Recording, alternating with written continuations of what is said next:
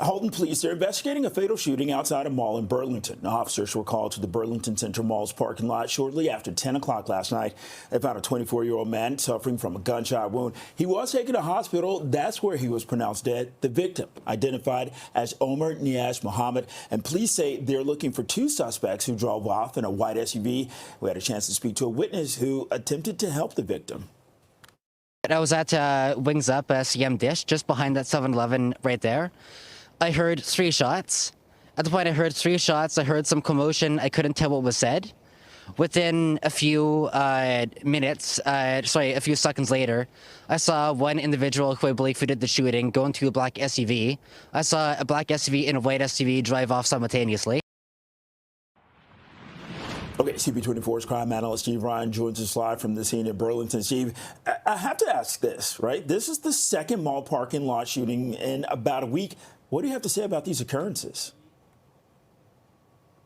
Well, I would suggest that any time the police believe that a shooting is targeted, oftentimes it will occur in parking lots because that's where people exit their cars. That's where people go to park a car and get out of a car. So if you have a grudge with somebody and it is a targeted shooting, in this case a targeted homicide, you are going to go where it is easy to access the accessibility of this individual. So oftentimes they're crimes of opportunity and they happen to play themselves out in busy parking lots because that's where people park their cars. So I would suggest that there is no, or the police haven't said that there's no any connection between the shooting at Woodbine Mall just a few days ago and this shooting last night. It just happens to be, forget the mall, there are 2 parking lots where these shootings occurred, and oftentimes you will find targeted shootings occur in places like parking lots because, again, there is accessibility to that person that you've got this grudge with.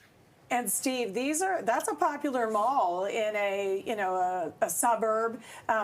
What about people who are feeling nervous right now, maybe want to avoid the mall? What can you suggest to folks?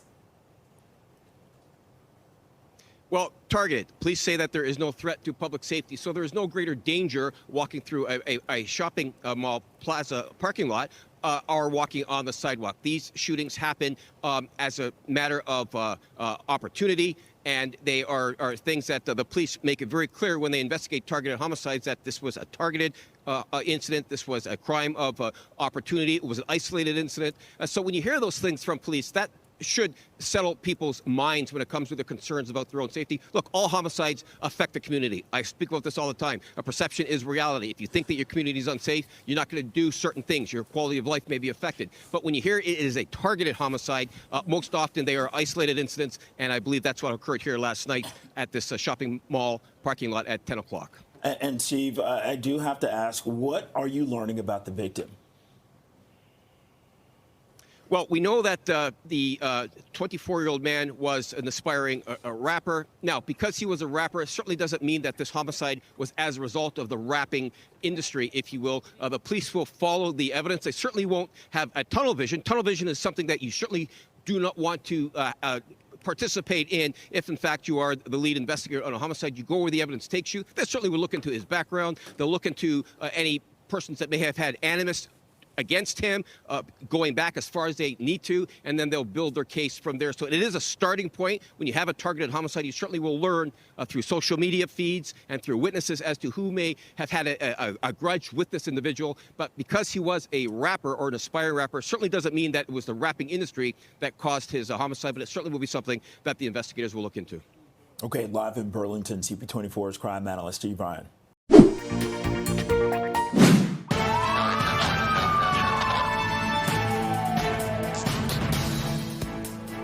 We have breaking news. Police have made an arrest in the shooting death of a teen inside a Tim Hortons in Scarborough last week. 16-year-old Kian Sam died in hospital after he was shot in the restaurant at Lawrence and Bellamy. That was last Thursday afternoon. Police say a 15-year-old boy was arrested today and is charged with second-degree murder, possession of a firearm without holding a license, and possession of a loaded regulated firearm. For more on today's announcements by the Ford government, I'm joined by CP24's Sija Liu. She's at York University. And Sija, good news for the universities, maybe not good news for the students. That's right, Liz. We're getting a lot of a mixed reaction to this. So today, the Ontario government said they're going to give Ontario colleges and universities $6.4 billion in funding, but they're also going to start increasing tuition again starting in the fall of this year. And they're making some big changes to OSAP. That is the program students use for funding when it comes to paying for their tuition. And the big change for that is that it will now be more loan heavy before it was grant heavy. And for more reaction to all the news today, I'm joined by Shayoke Sanand Ghoshal, president of the Ontario Undergraduate Student Alliance. Shayoke, thank you so much for joining us this evening. There's lots to get to when it comes to this announcement, but the main concern I'm hearing from students, at least here at York University, are the changes to OSAP. Can you help put that into context of, how this will impact students and the loans they're paying? Absolutely. Thanks so much for having me. I think we're really encouraged by the Ministry of Colleges, Universities, Research Excellence and Security's commitment of $6.4 billion to the sector over the next 4 years. But I think with that does come some disappointing shifts in OSAP, particularly moving from more of a grant-based model to more of a loans-based model. And that's something that we're nervous about, especially as students are navigating unaffordability challenges across the province. And what are you hearing from some of the students across the province on how they're going to navigate this moving forward? Yeah, absolutely. So we run the Ontario Undergraduate Student Survey every few years. And what we found in 2022 was that around 79% of respondents said that they were somewhat or very concerned about having enough money to complete their education. And so I think that as we see the shift of the system to a little bit more of a loans-based model, I think that that's something that can be highly concerning for students and something that is going to, increase that unaffordability and increase the debt coming out of graduation from post-secondary. And staying on the topic of affordability, the tuition freeze that's been in place for 7 years is also ending this fall. They're going to be increasing tuition by 2% for the next 3 years. What was your reaction to that announcement? Yeah, so USA was very much in favor and in support of the tuition freeze. And we did realize that at some point in time, it likely would have to be lifted, even though it was a policy that we were in support of. And so I think with that, we were pleased to see that the way that they lifted it was capped at 2% a year. That is actually something in line with an USA recommendation. However, as part of that recommendation, we did also call for proportional increases in OSAP grants and loans to ensure affordability alongside that potential increase in tuition, just to make sure that students were actually supported throughout the process. And so I think, unfortunately, we didn't get there on the OSAP piece of it. But, while we were in favor of the tuition freeze and we would have been in favor of it extending, we recognized at some point it was going to get lifted, and we're happy that's being done in a responsible manner. Absolutely. Well, let's talk about the other side now. $6.4 billion the province is giving to Ontario colleges and universities. And we all know that these post-secondary institutions have been struggling the past few years. They say they're going to create tens of thousands of new programs and spots for students. How do you see the climate and the environment changing for colleges and universities?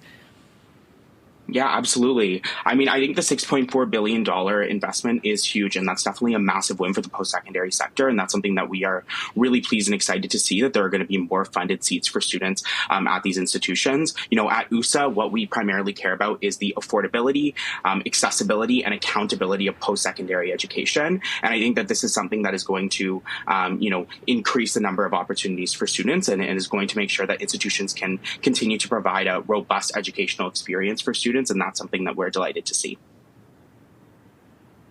Absolutely. Well, thank you so much for joining us today. We appreciate your reaction to all of this and bringing this into context. Absolutely. Thank you so much. And just a bit more on the announcement to reiterate, the Ontario government is giving colleges and universities $6.4 billion over the next 4 years. They're also beginning to raise tuition again starting in the fall. But Liz, this all comes as there are some major changes to the OSAP program that could see some students pay more in loans. Back to you. All right, Sija, thanks for the update on that story. I'm very happy to hear that the Prime Minister spoke to President Trump.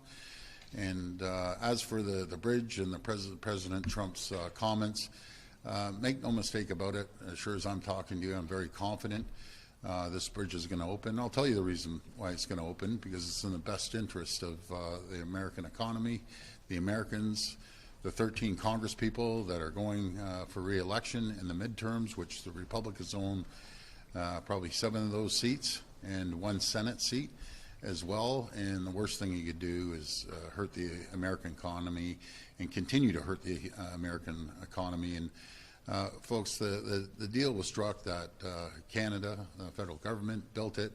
And if President Trump didn't want this to go forward, why did he fast track it in 2019? I'm sorry, and 9 years ago, I should say. He fast tracked it in 2017. And so all of a sudden he changed his mind and said it's not good. So that's a false fact. And number two, that after the tolls, we pay off our share of the bridge. It's going to be Michigan that owns half of it. So this was all agreed to. It's going to enhance the American economy and obviously the Canadian economy. What it would cost about 850,000 hours of trucks sitting on the other bridge. That equals about 2,326 hours per day, holding commerce up, not to mention people traveling back and forth for tourism. But what we have to focus on is our plan, moving forward, making sure that we cut red tape, we cut regulations, put money back into businesses' pockets and people's pockets to stimulate the economy, and make sure that the people of Ontario and Canada feel confidence that we have a plan. We're working collaboratively with all 3 levels of government. Cyclists are calling on the city to step up efforts to clear snow from bike lanes more than 2 weeks after that historic amount of snow blanketed our city. Frustrated cyclists are taking to social media, sharing pictures of uncleared bike lanes and tagging 311 Toronto. The city is usually required to remove snow within 24 hours once more than 8 centimeters piles up, but those rules don't apply when a significant weather event has been declared. We had a significant weather event declared, so all the regulations about the timing for clearing sidewalks, roads, and bike lanes is off the table, and it's been now the city's decision on how they do that. And, you know, we understand in the initial days, got to have sidewalks clear for people to get out of their houses. But after 4 days, after 5 days, after a week and a half, the bike lanes across the city are still blocked. Really disheartening. As of Monday, the city said it had removed 264,000 tons of snow from 1,100 kilometers of roads and sidewalks, as well as bike lanes. Police are also asking for help identifying a suspect after 2 women were randomly assaulted in North York. Investigators releasing this image in connection with the incidents last Friday near Yonge and Parkview Avenue, which is just north of Shepherd. Police say a woman was walking in the area around 5 p.m. when she was struck on the back of the head. The woman called 911 and reported witnessing the suspect strike another woman as he walked by. Both victims weren't injured or were not seriously injured. Anyone who recognizes the suspect is asked to contact police or come forward. Police have identified the man killed in a shooting outside Woodbine Mall as they continue to search for a suspect. 37-year-old Chanda Kumar Raja Nandakumar from Brampton was shot in a vehicle outside the mall at Highway 27 and Rexdale Boulevard around 3:30 Saturday afternoon. He was rushed to the hospital by paramedics but died a short time later. Police say they believe this was a targeted shooting. They say a suspect or suspects fled in a vehicle. Anyone with information is asked to contact police or Crime Stoppers. Toronto police are renewing appeals to stay off the ice amid the cold snap. CP24 cameras spotted several people walking and skating yesterday on Lake Ontario. Police say skating, walking, or traveling on the ice right now in the harbour is extremely dangerous. However, police say ferry traffic to and from the Toronto Islands continues year-round, and the Marine Unit and partner agencies use airboats to break up the ice to maintain ferry routes. Well, some good news for Ontario's auto industry, especially for hundreds of laid-off Brampton Stellantis workers. The automaker says a third shift will be added to its Windsor plant come Tuesday. Well, that means 1,700 jobs will be added. Roughly 250 of those positions will be filled by laid-off workers at the former Brampton Stellantis plant who are making the move. Well, that Brampton facility has sat idle since last year when Stellantis moved local production south of the border last year. Firefighters were called to a GFL yard in Etobicoke overnight after 3 garbage trucks caught fire. Here's a look at the scene near Kipling and Rexdale. Toronto Fire says crews were called here around 2:30 this morning after a passerby called 911. At first, just one of the natural gas-powered garbage trucks parked in the yard was on fire, but flames spread to 2 more trucks. The fire is now extinguished. No one was injured. The cause of it is under investigation, and police will not say right now if the fire was suspicious. Well, City Council will debate Mayor Olivia Chow's proposed 2026 budget today. CP24's Courtney Heels joins us live from City Hall with the latest on this proposed budget. Courtney, we know that 2 town halls were conducted with the public, so interesting to see what's going to happen today with this. Yeah, we do expect some debate and many questions surrounding the proposed property tax increase today, guys. 2.2%. It's pretty modest, the lowest under Toronto's Mayor Olivia Chow, that is. We've heard from many councillors who are very supportive of this, saying it speaks to affordability, the fact that people find things way too expensive right now. We've also heard from some councillors who say the city isn't in a financial position to be suggesting such a low property tax increase. So again, we expect quite a bit of debate here later today. In terms of some of the numbers, we know the TTC, Toronto Police, they're getting more cash this year as part of this proposed budget. For example, the TTC, $1.4 billion. This would be to support the transit system. For the fare freeze, that would continue. Also, fare capping. This is something the mayor and many others have talked about quite a bit, making it so that the amount on the card would freeze after 47 rides. That would come into place in September. So again, that would be part of this overall budget for 2026. For the police, $1.4 billion. This would be money that would support just overall operations. It's a huge chunk of the budget, but also a hiring plan to see more Toronto police officers join the service. I mentioned some councillors who are raising some concerns about the 2.2%. For example, Councillor Brad Bradford, he's been very vocal about this, saying that this is just Toronto's Mayor Olivia Chow's re-election campaign. That's why she's offering up such a low property tax increase. To be fair, we've asked Olivia Chow many times, is she planning to run again this fall? She hasn't said anything just yet, but that's what we're hearing from some councillors who are quite critical of this very low increase this time around. So we expect it to get pretty busy here later today. At 9 o'clock, we will have a chance to hear from Mayor Chow. She's going to speak with members of the media. And then 9:30, the meeting begins, this special meeting going over the property tax increase. We'll have full coverage. We'll get lots of reaction for you and tell you what they decide on finally here. Over to you. Okay, Courtney Heels joining us live inside City Hall this hour. Thanks, Court. More than $2 million worth of tickets were issued to drivers who parked on snow routes following January snowstorms. Well, Toronto police say more than 21,000 tickets were issued between January 15th and 30th for people parked illegally in areas where snow plowing and removal was required. So the $2 million total likely much higher because the data doesn't include the last 10 days and a major snowstorm declaration is still in effect following the record storm January 25th. Well, drivers caught parking on snow routes face fines up to $500 and towing expenses. The Canadian Medical Association says doctors are worried their patients are getting bad health advice from artificial intelligence.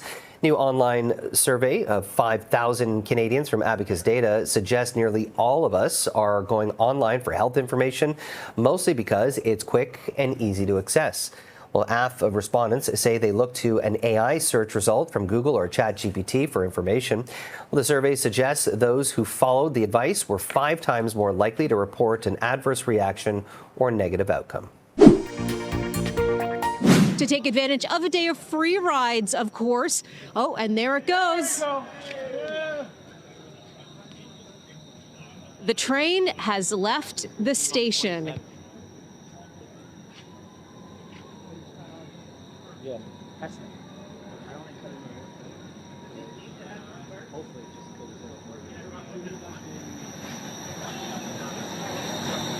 And there it goes. A new chapter in Toronto transit history has begun with the departure of the very first Eglinton Crosstown LRT with transit riders on board. That train, it is packed today, too. There are people who have been counting down for years and years, of course. We were expecting at one point that this line would be open in 2020. 6 years later, here we are looking at an empty track because that train has just gone on its next stop.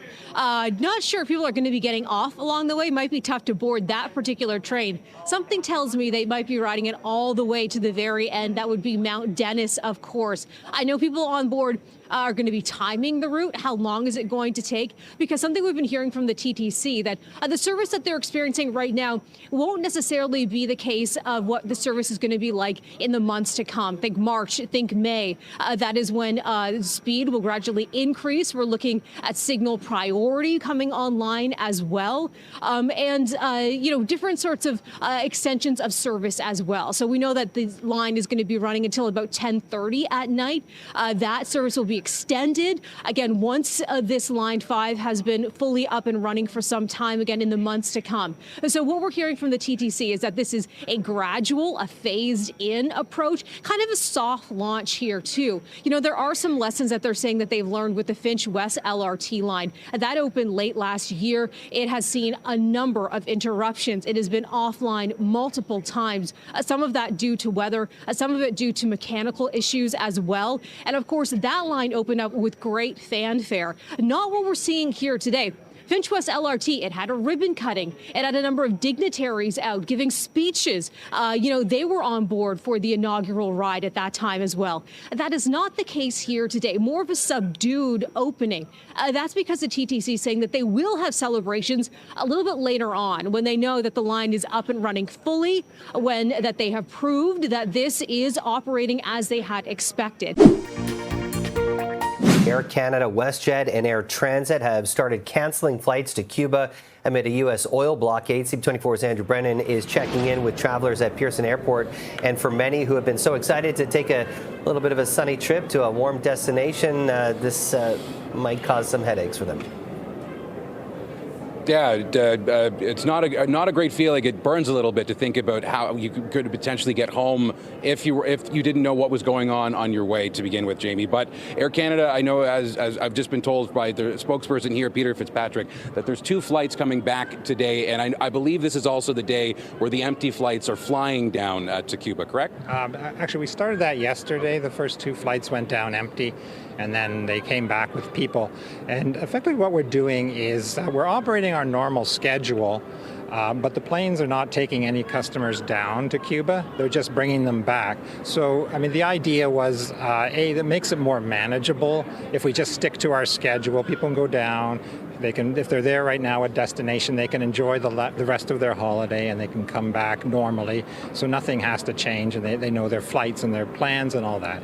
Having said that, we also did put in place a policy where if people are down there right now and they're not due to come back for a few days, but they want to come back, then they can, get in touch and change their flight, and we'll do that at no cost. So, the whole idea was to keep this manageable, and it has been logistically, fairly straightforward because, Cuba only represents about 0.3% of all our capacity. So it's an important market, but it's a small market, and so it makes this easier to, manage this in a way that is easy for customers. And also an isolated one, geographically and also politically right now. The fuel challenges, has that been a problem for Air Canada for weeks now because of other airlines having challenges down there too?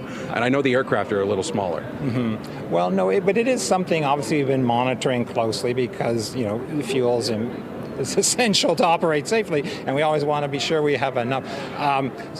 But what we've been doing is, we have been flying down with extra fuel in case we had to stop somewhere on the way back and get some more. So we have been managing it. It's obviously, a concerning situation, and that's why we took the decision we did. And it wasn't an easy one because we understand, people are on holiday, they're enjoying themselves, they've been looking forward to them, especially this winter. So, we're trying to let people people enjoy their holiday before we bring them back.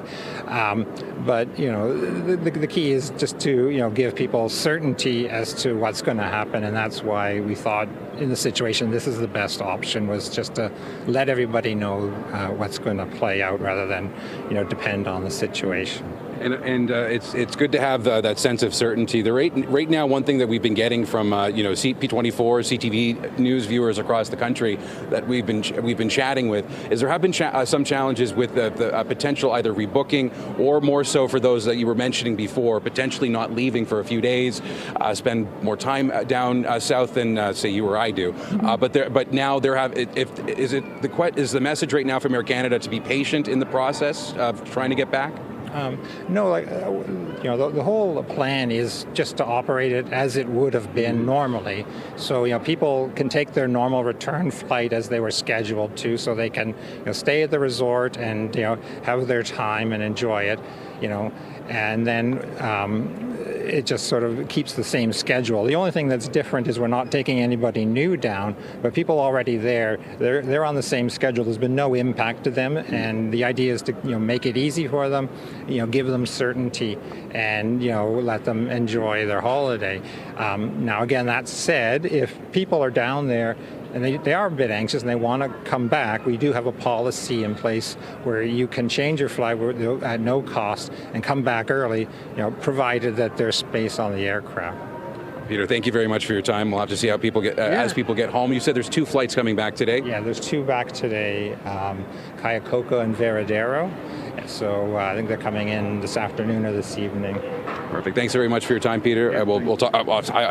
2 handshakes today. But no, we're going to have to be checking on those 2 flights, though, Jamie, because particularly if the certainty is one thing, but as people are coming back, just seeing what they've been seeing down there is very important as well. We'll send it back to you for now on CP24. Thanks for the updates, Andrew.